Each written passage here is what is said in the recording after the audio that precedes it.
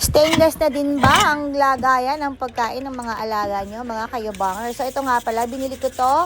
Ang ganda nitong lagayan na to. Ito ay maraming design. So, ang pinili ko ay parang panda yung design niya. Diba? Ang cute. So, meron din siyang stand. Ayan. Mataas ang stand niya na. Nasa 15 cm ang stand niya.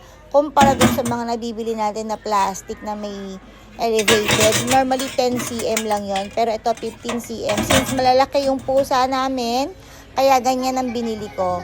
Tapos nilalagyan ko nga pala siya ng maligamgam na tubig kasi malamig yung meat na ilalagay natin dyan sa pagkain nila. So yan ang dry food nila. Cat food yan. Ay napagatuloy ako.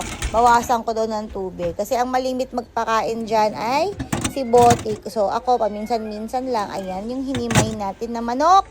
Tapos, ilalagay lang natin yan ang pinakaulam nila.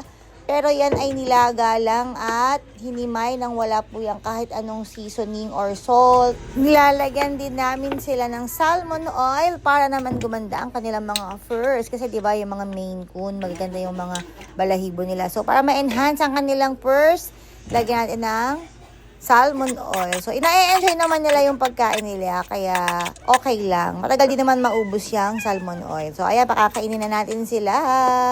Charan. O, kita nyo ba? Diba?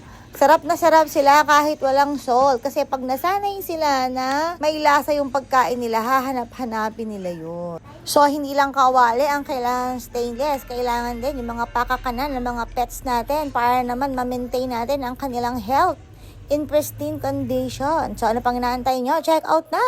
Enjoy!